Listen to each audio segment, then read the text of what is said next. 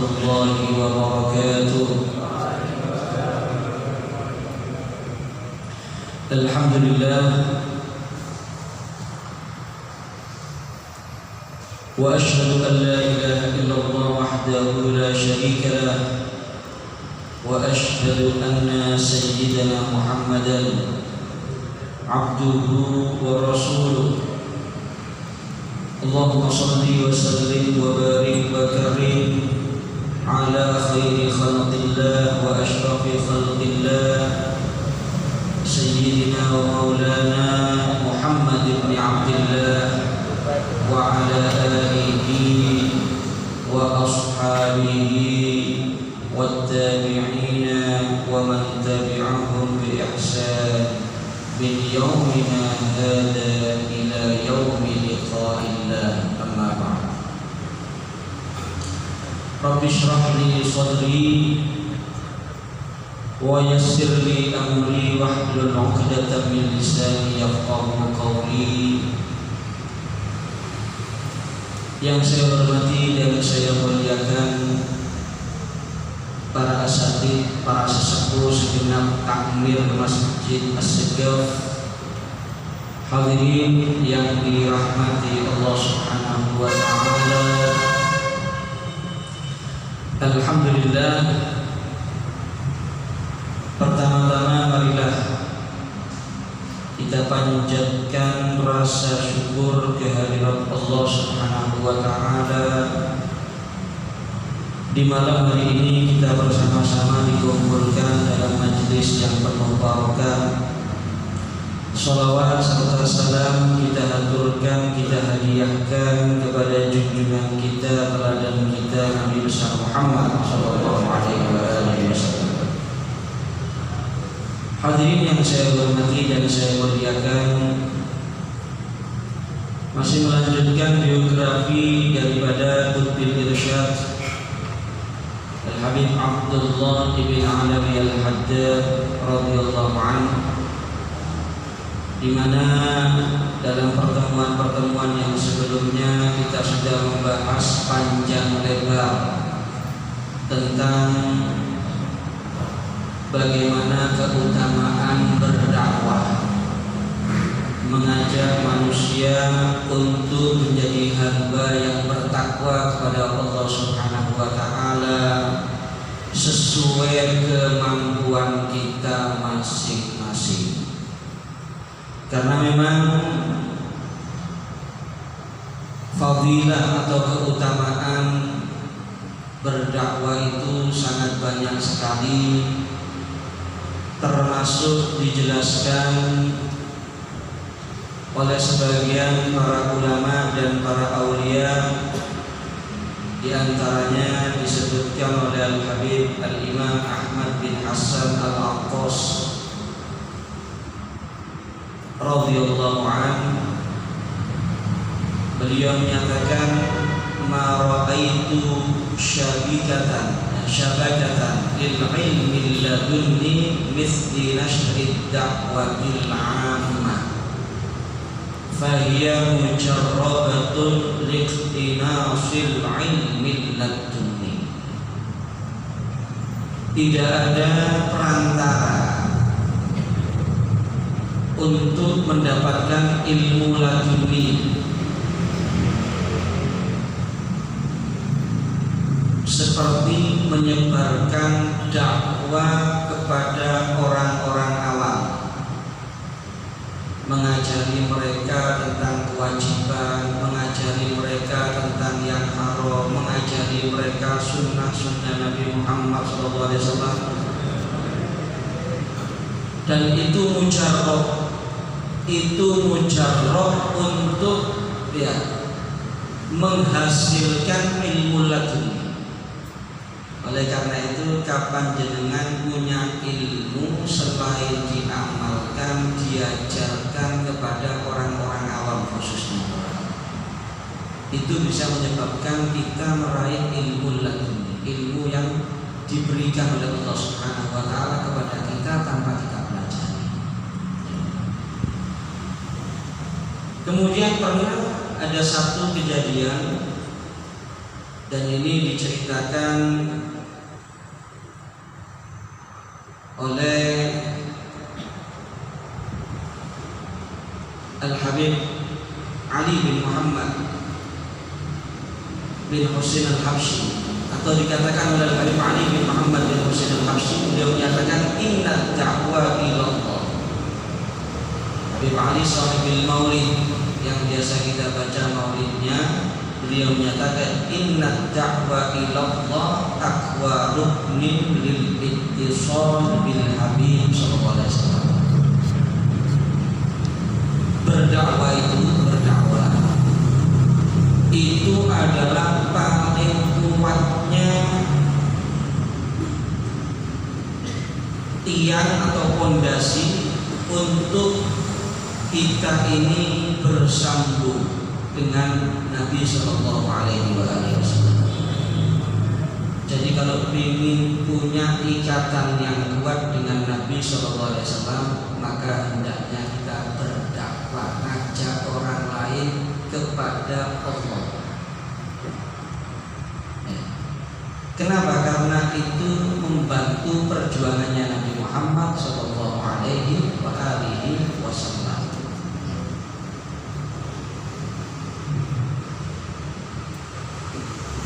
Disebutkan bahwasanya ada seorang habaib yang bernama Al-Habib Muhammad bin Ja'far Al-Attas. Al-Habib Muhammad bin Ja'far Al-Attas ini pernah bertemu dengan Nabi SAW. Yaqotan, ketemu Nabi Muhammad bukan lewat mimpi tapi yaqotan.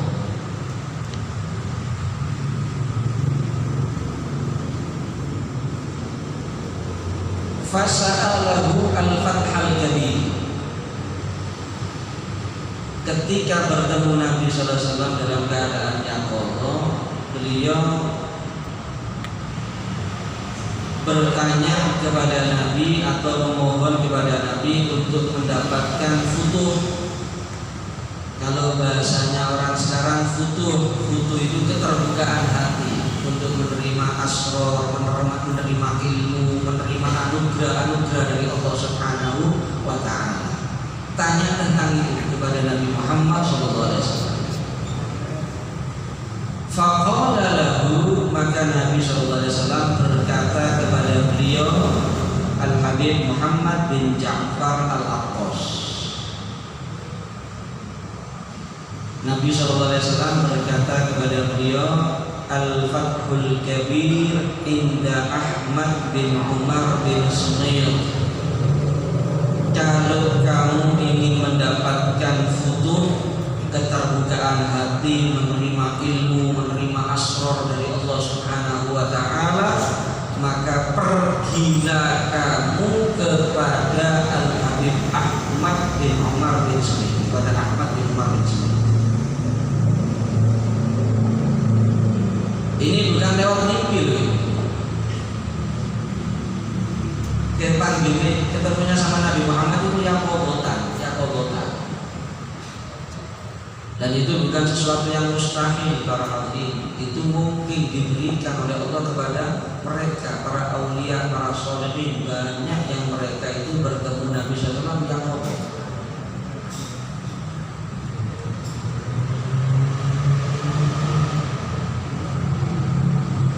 Dan itu setelah melewati banyak daripada makom.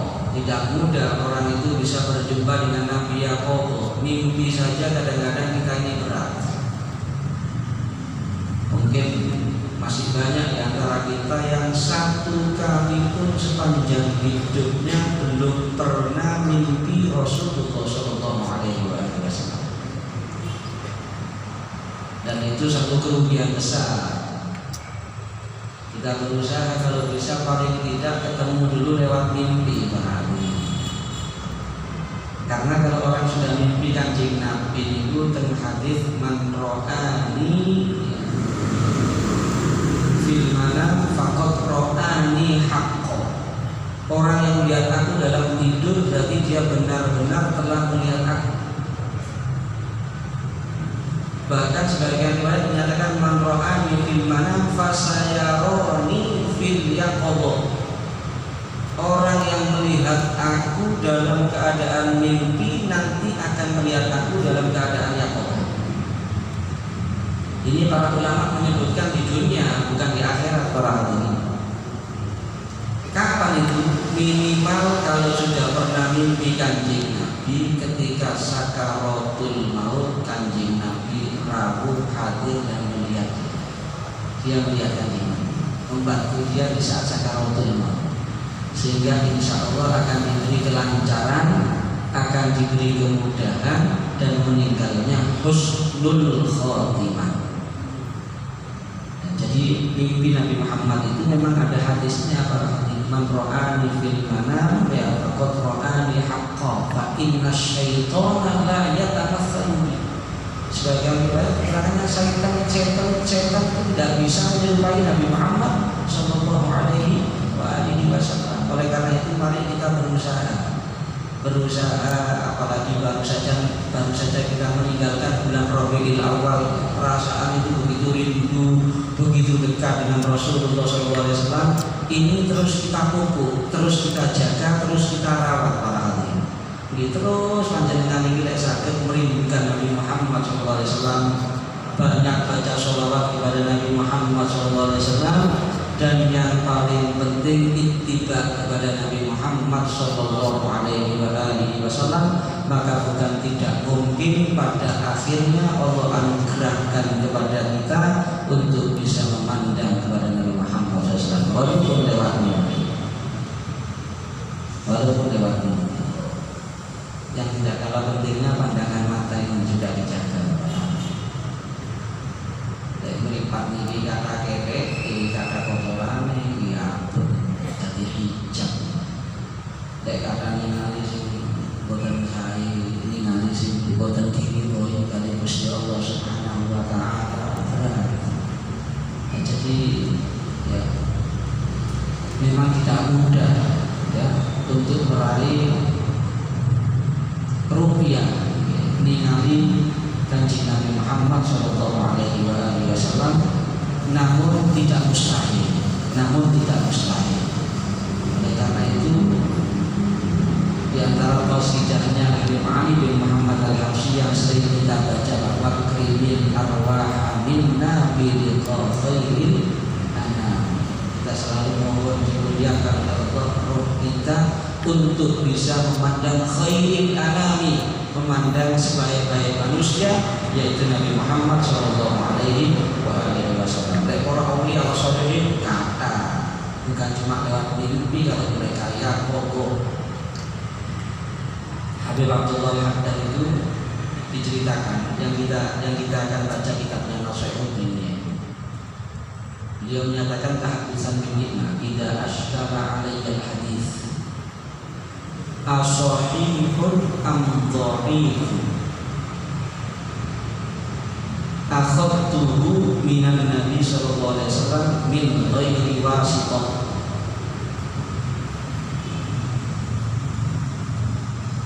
Kata Abdullah Haddad, kalau saya ini ada muskilah, ada yang tidak jelas tentang hadis, ini hadis sahih atau hadis dhaif. Kata beliau, tidak buka kitab, langsung saya tanya kepada Nabi SAW secara yaqadha, bukan lewat mimpi. Tanyanya kepada Nabi SAW ini secara yaqadha, dalam keadaan terjaga,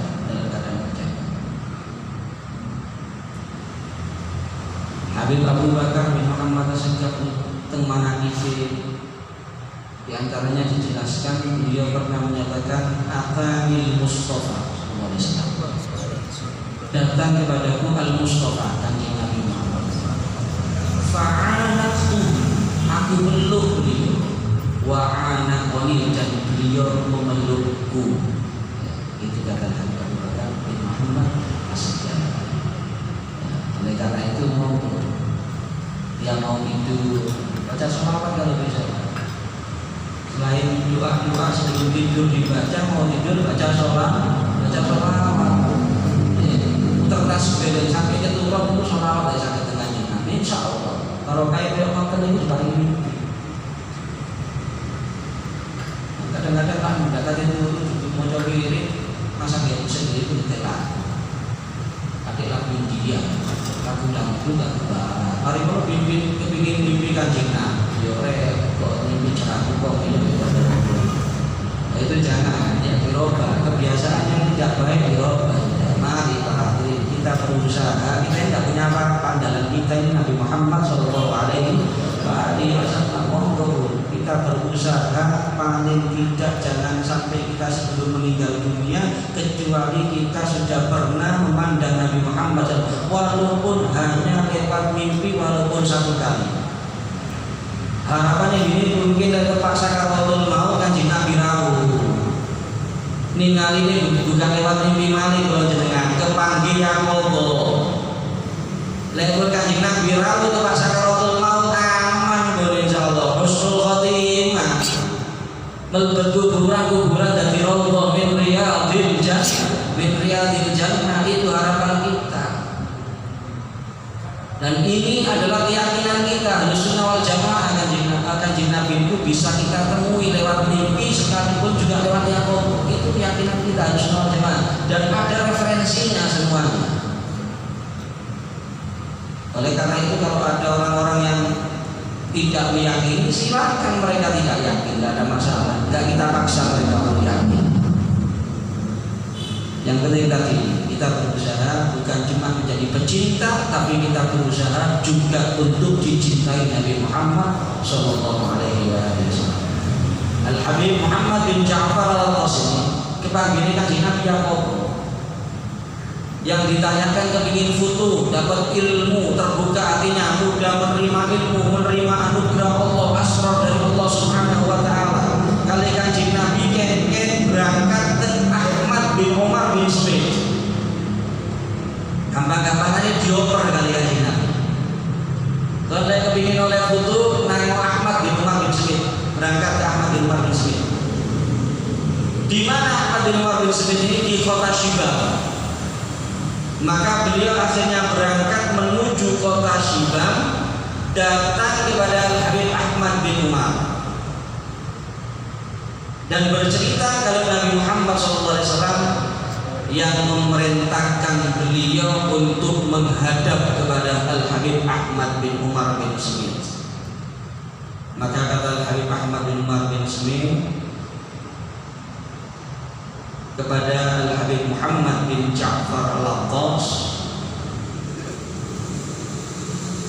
Al-Hawalah Maqbulah, peralihan dari Nabi dioper ke saya terima dengan syarat ini, kalau kamu kepingin mendapatkan Al-Fathul Kabir, mendapatkan keterbukaan hati, syaratnya antutliqa lisanaka bid-da'wati ilallah.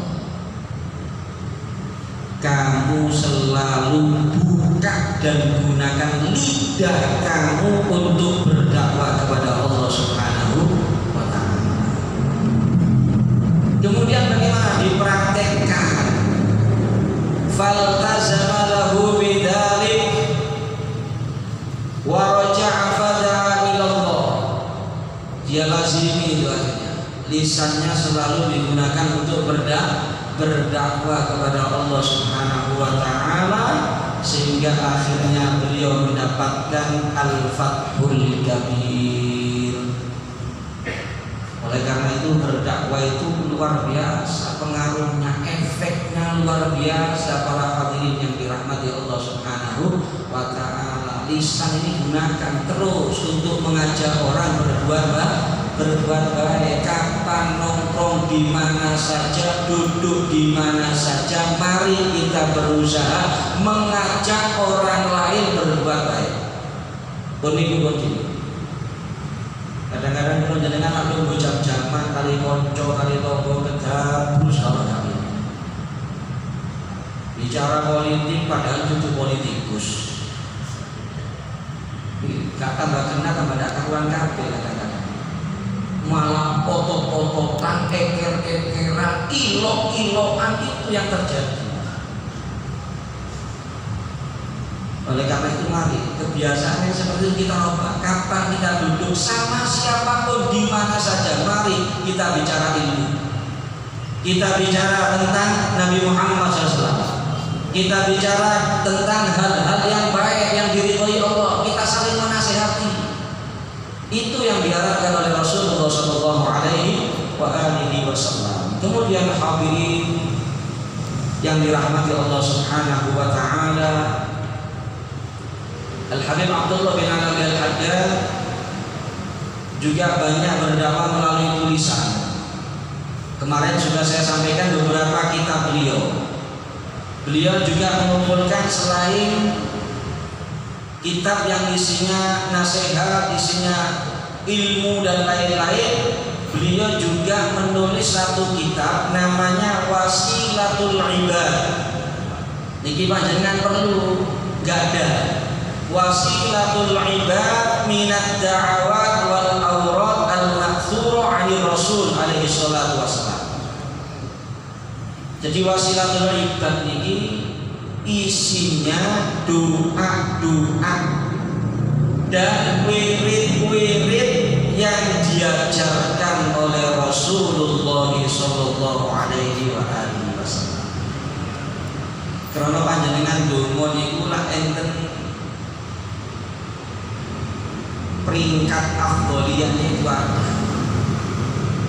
Doa itu yang paling afdol, doa yang tertera dalam Al-Quran. Niku panjenengan kapal donga saya paling afdol. Selanjutnya doa yang diajarkan oleh Nabi Muhammad sallallahu alaihi wasallam. Jadi donga-donga yang diajarkan Kanjeng Nabi niku panjenengan para Rasul. Setelah itu yang diajarkan para sahabat, para tabi'in, para aulia, para sholihin. Jadi lek donga niku lek saged aja ngarang dhewe donga. Kurang afdol. Ya, kurang afdol lek donga ngarang dhewe niku kurang afdol. Donga kelawan donga-donga yang ada di dalam Al-Qur'an itu paling afdol. Setelah itu yang diajarkan oleh Nabi Muhammad SAW. Dan alhamdulillah beliau ini sudah menyiapkan untuk kita. Kalau disilakan makanan siap saji kalau hadirin. Kalau jenengan kari ngeplok to, ndak gelem yo teman-teman.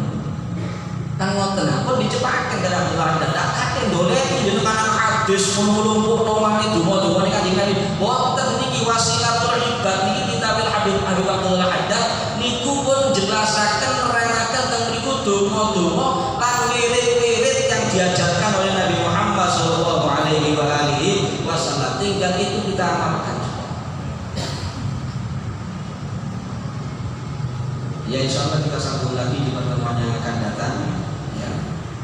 Ada juga kitab Tathbitul Fuad. Kalau Tathbitul Fuad itu isinya pembicaraan beliau. Jadi ucapan-ucapan beliau itu ada salah satu murid beliau yang mengumpulkan tulisannya. Karena memang bicaranya orang soleh, bicaranya orang alim, bicaranya aulia, semuanya yang keluar mutiara-mutiara para ini.